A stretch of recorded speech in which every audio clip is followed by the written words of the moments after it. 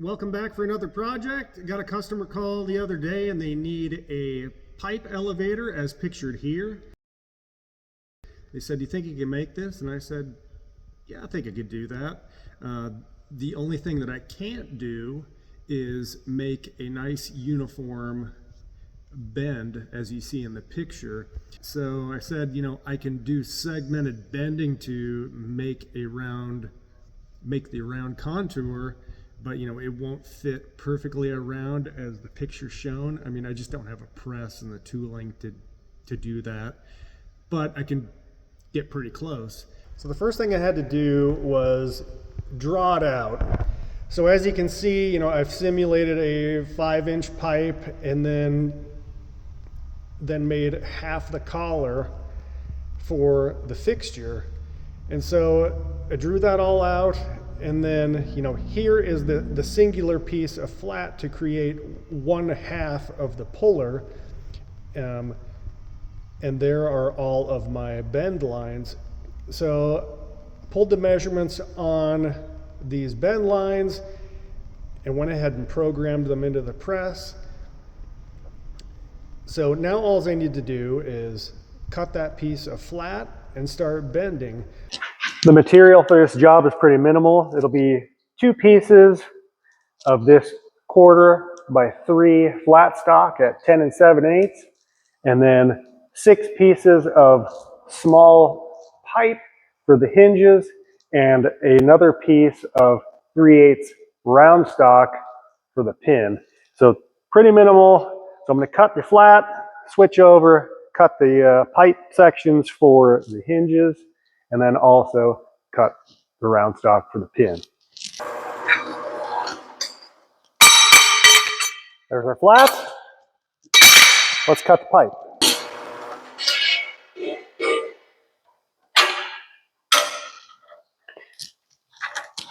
Okay, so there's my little 6 sections for the hinge. Last piece to cut is a 6-inch piece of this 3/8 round stock. There you have it. Not too many parts with this one.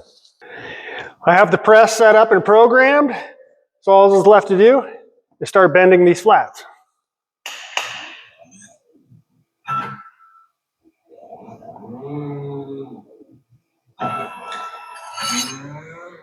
And we'll be starting from the inside and then working our way out.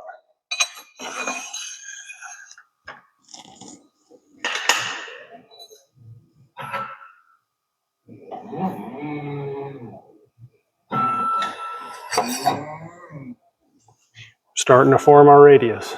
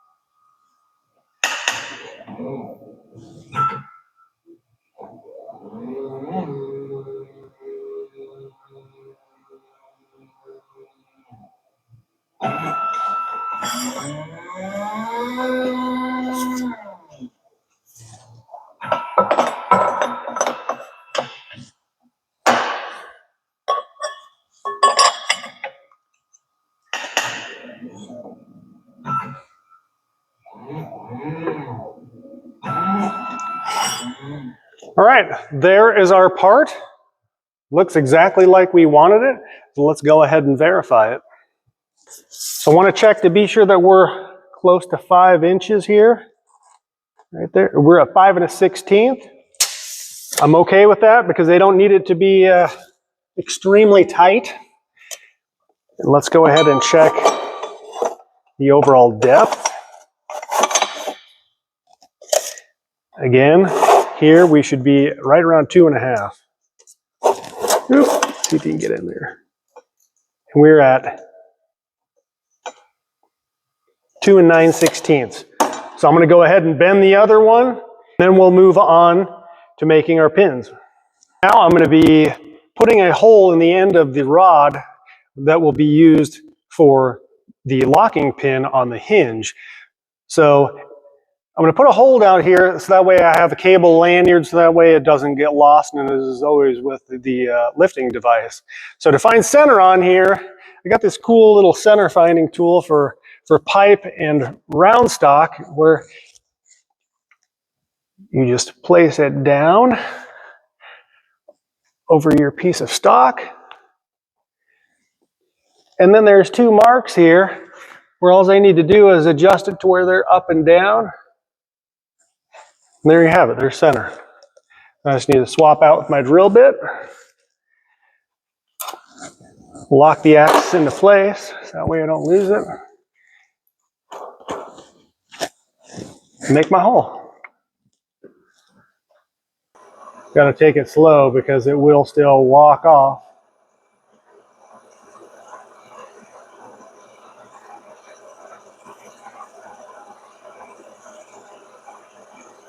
But once it gets started,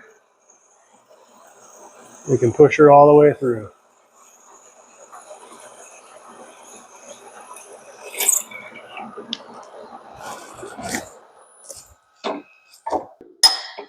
And there you have it.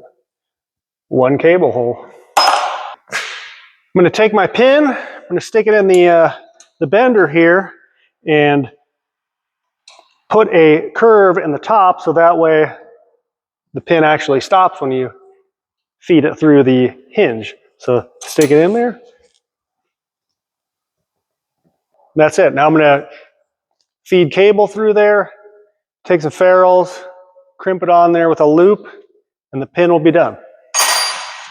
There is the finished pin and lanyard. We're real close to assembly. The only thing I need to do is put a hole right here for the picking point for the chain. So I have the machine set up. It's just a matter of hitting the button to punch the holes.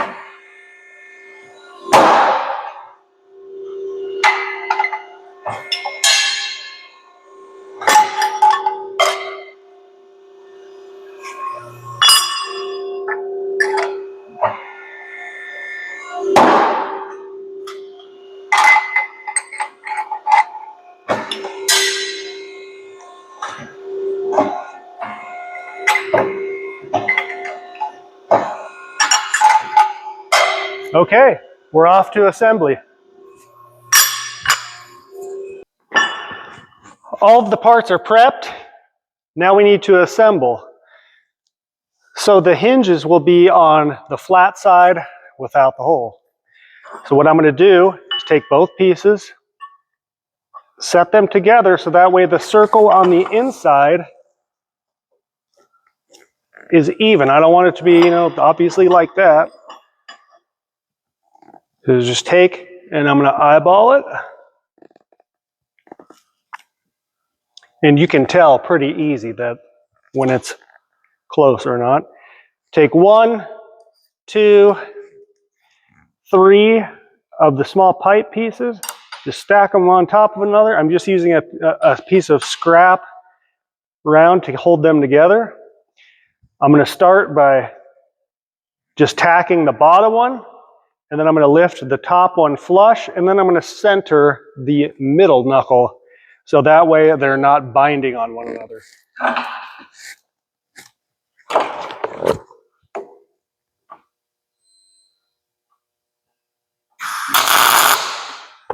Just attack, lift up, keep Keep the pipe in the corner. Tack. And now center the middle one.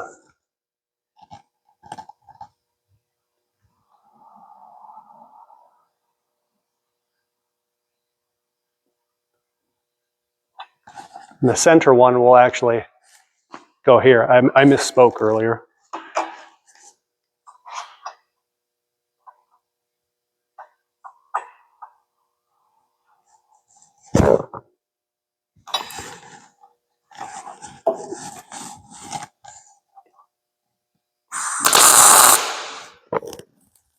Okay, that side is done. So now we should be able to detach them and open. So now, doing the exact same thing on the other side. Again, stack the 3.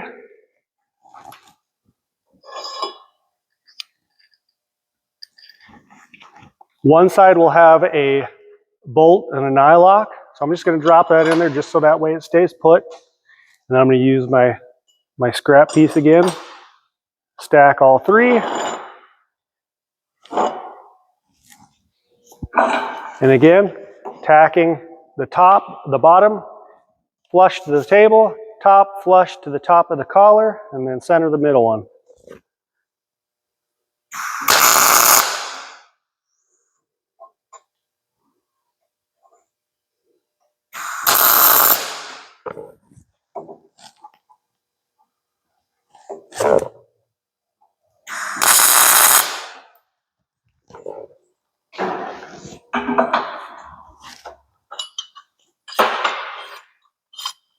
So there you have it.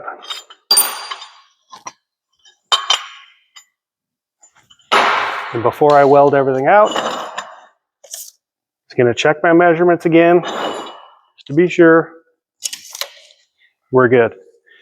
I'm going to detach, weld, weld, flip over, weld, weld, weld, weld. And we'll add the chains, we'll be done.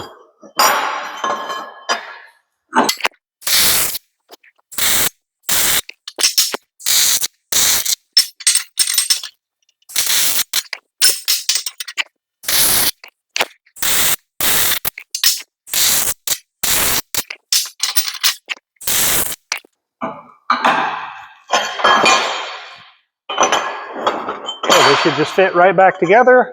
They can obviously only go one way. I'm going to wait for that to cool. I'll put the bolt in, grab our chain and our adjustable links, hook them in, and we'll have a finished product. The assembly is complete. Chain is in place. Pin with our lanyard. So let's go ahead and take a closer look. So as you can see, it's pinned together and it opens up.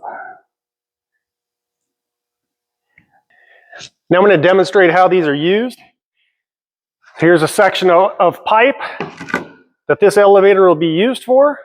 So you can see the flared end and then the portion of the pipe that the elevator will wrap around.